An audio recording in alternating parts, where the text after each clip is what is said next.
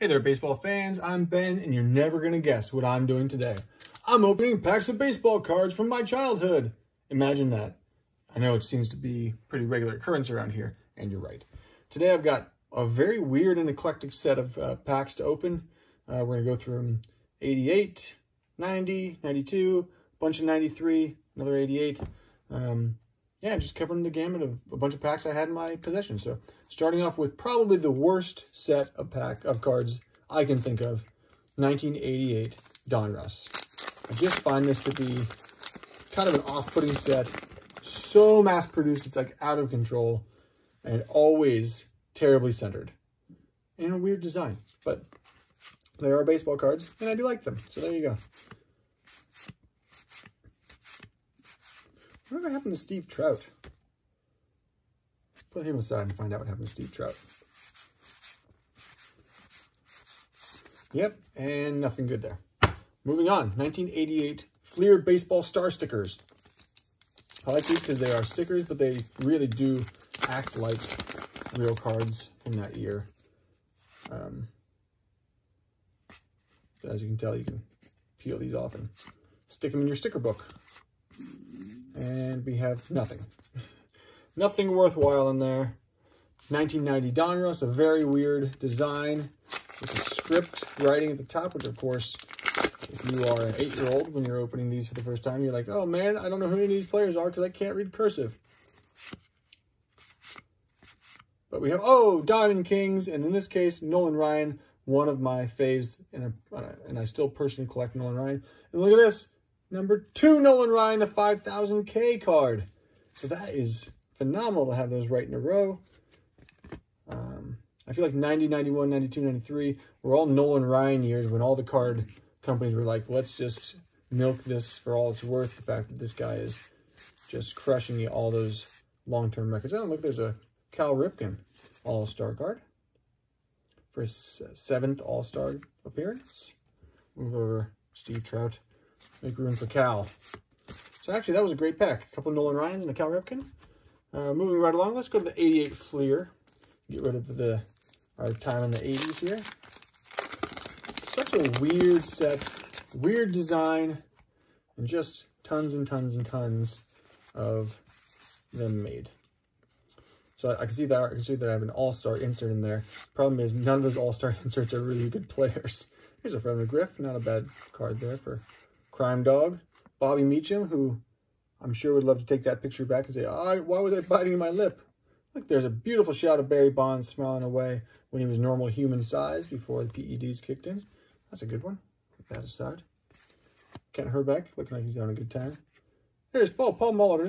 That's probably the best All-Star in the set. There are only 12 of them. And again, they're missing some of the major stars from the day, so I'm not quite sure why Fleer chose who they did. But all right, so a couple decent cards in there. I'll take it. Now we're going to jump on to 1991 Fleer Ultra. This is Fleer Ultra's first year, the first time Fleer dove into that premium card space. Although I'm struggling with this pack a little bit. I do like it better than the cello pack still. They upgraded even the team stickers that year. And the cards, I just love these cards because they're so smooth, but they're not sticky like the UV glossy ones. Ruben Sierra, look at what a good shot of him loading up before he lays into the ball.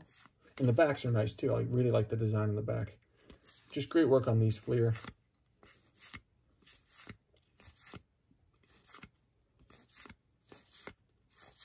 But nothing in that pack, so I take it all back. All right, let's jump over to 93 Fleer Ultra, since we're already in that Fleer Ultra tip. This is the only pack I have of this in my possession, so hope I get something good out of there. I don't really remember these that much. Oh yeah, they looked like, yeah, I remember now. They kind of look the same as the 1992 Fleer Ultra. Not too different. These are definitely going to be sticking together. There's Brett Boone, rookie card.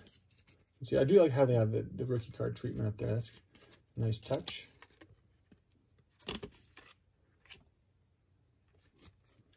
Any cards where they are putting the gold foil stamp on the names just makes them hard to read. I don't really enjoy that much. Like I said, these are all going to be sticking together.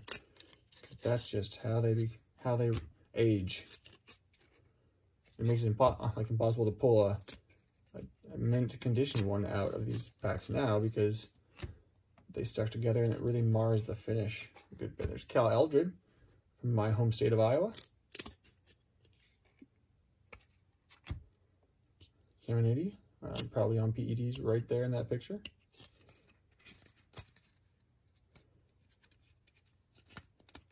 Come on, you can do it. Oreo Harris. Oh, look at this. The Eck. And then John Franco and Mike Benjamin. So nothing there, but let's take a look at this Eckersley insert. Career highlights for the Eck. Look at that pick.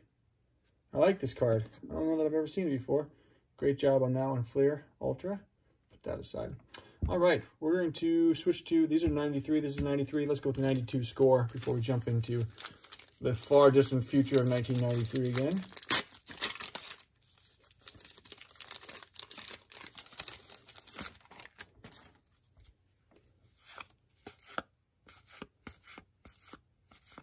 Just move quickly through these. Just haven't been having very good luck lately. Bobby Bonilla, not bad. And a Crime Dog. That's it. Again, not the greatest of luck. Let's move on to Stadium Club before we finish it up with Leaf. This is our last pack of Top Stadium Club from 1993. This is Series 2. And we started off with a John Smoltz Member's Choice. It's a nice card. Scooter Tucker. Nice photo of him there. That's one for your mom's wall.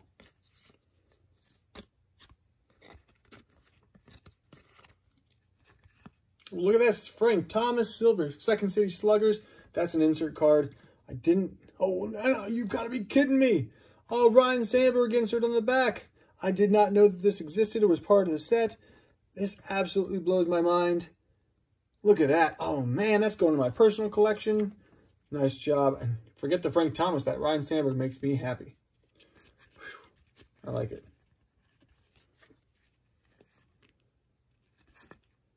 Look at that. Todd Froworth. Wrecking his arm. Always fooling around with my boys throwing sidearm. There's Dale Murphy.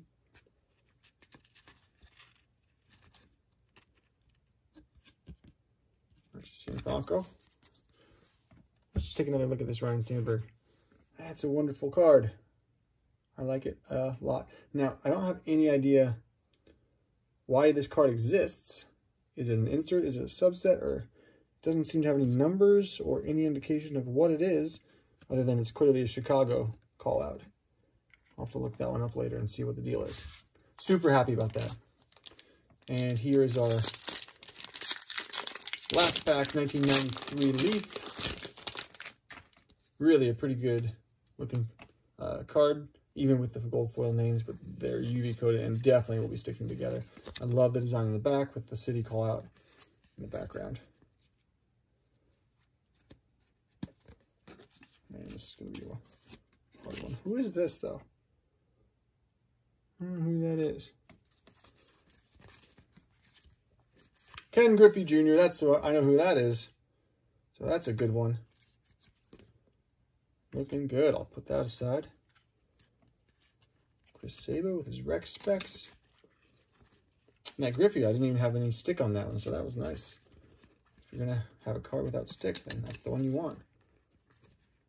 And there's a Randy Johnson. Big unit. Actually, they had different backgrounds, too, because Griffey had the Space Needle. That just shows the kind of attention to detail they put into these cards.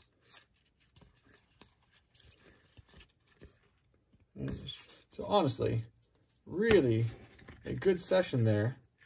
We have the two Nolan Ryans from 1990 Donruss. We have this fancy Second City Slugger card with Ryan Sandberg and Frank Thomas. We've got Randy Johnson, Ken Griffey Jr., John Smoltz, this Eckersley insert from Fleer Ultra, Paul Molitor All-Star insert, Barry Bonds, Cal Ripken. So it's not about volume, it's about quality here. What happened to Steve Trout is the real question. At this point, he's Got a handful of years under his belt playing with the Cubs and then the Yankees. But what happened next to our old friend, Steve Trout?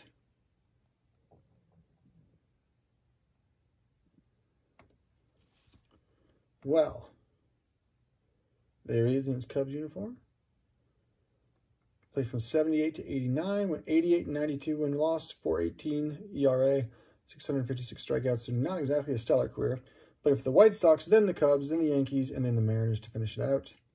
The son of former Major League pitcher Dizzy Trout. He had the nickname Rainbow. Oh, I do remember because of Rainbow Trout. So that would do it. Let's skip through some of this. I always like to see what happened at the end. Trout runs a baseball clinic from his home in Venice, Florida. There you go, that's nice. Wrote a book about his and his father's baseball lives. Home plate, the journey of the most flamboyant father and son pitching combination in Major League history. Okay. Been a pitching coach. Okay, that's nice. Manager of the Texarkana Gunslingers.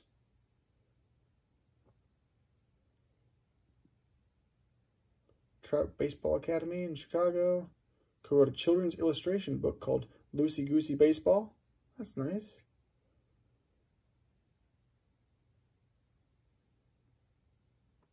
So there you go. Spent his career and life sticking around the game of baseball and writing a couple of books and being his flamboyant self. So good for you, Steve. Rainbow Trout. And for your dad, Dizzy Trout. And the rest of you, we'll see you next time.